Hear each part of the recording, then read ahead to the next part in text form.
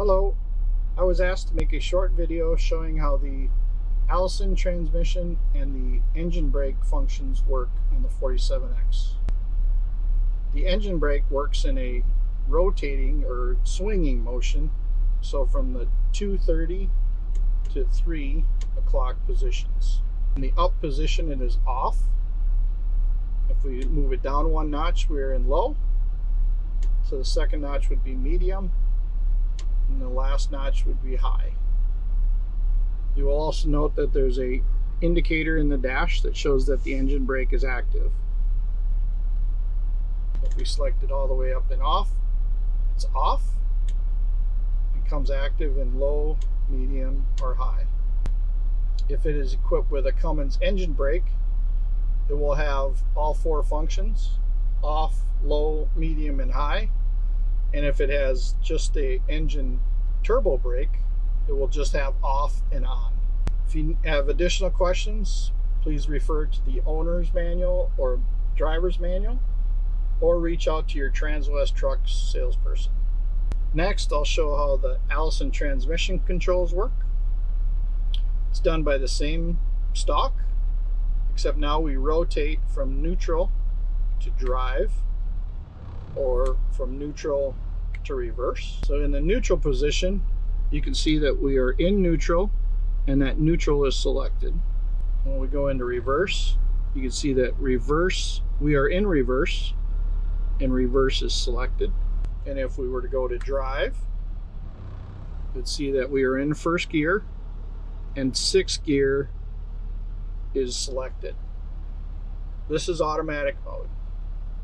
If we wanted to go to manual mode, we would press in and hold until the box shows up around the gears selected. So currently we have first gear selected in the manual mode.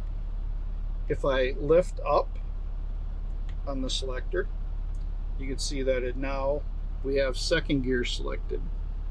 If I lift up again, it would go to third gear. This dictates which gear is the high gear. So in this current configuration, we would shift from first to second to third, and then as needed, the transmission would automatically shift from third to second to first. It would not shift higher than third gear. If we want to go back out of the manual mode, it's again a long press on the end of the shifter, and you'll see that we're now in first gear with sixth gear selected. The other function with the end of the shift stalk is how to select between primary and secondary gear. A short press changes from primary to secondary, and again it shows up in the instrument cluster. Another short press takes us back to primary. If you select secondary and you turn the engine off, when you restart the engine, you will have to reselect secondary, as it automatically resets to primary when the key is cycled. Next, I'll take you on a short test drive and I'll show you some of the functions of the manual mode. Okay, so here we are on a test drive. And I start out, we're in first gear, shift into second gear, we're in automatic mode, so it automatically shifts up through the gears. If I want to select manual mode, I would do a long press. We're in manual mode. In fourth gear is our high range, so we could accelerate, and you can see it won't shift past fourth gear. The problem with this is that we can bring the engine RPMs up above where the peak power point is, which won't hurt the engine, because the engine will go all the way up to governor, but it will decrease some of our power for pushing the snow. I'll shift down to third gear, and you will see that when it's able, it will downshift into third gear. And you can see that we're at 1900 RPM, which is faster than our power curve wants us to be at. So I'm going to slow down to 1600 RPM, which you can see comes out to be about 30 miles an hour. That would be where I would say that third gear, you wouldn't want to go any faster than 1600 RPM and third gear. hit select shift up, and it'll automatically shift back up. Now I'm going to slow down, and you'll see that we're still in manual mode 4, but it will automatically downshift into the lower gears. There's third gear,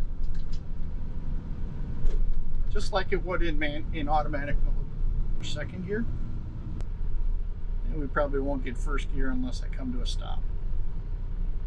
Oh, there's first gear now. So now we can accelerate up.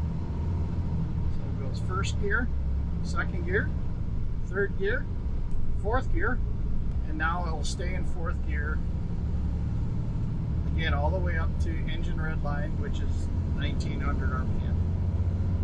Right now we're beyond the power curve again, so the engine's still making power and we're able to accelerate, but it's beyond where the peak power is. Again, 1600 RPM would be the max RPM I would want to try to plow snow at. If you have any questions, reach out to your Transwest truck salesperson and we'll try to get them answered for you.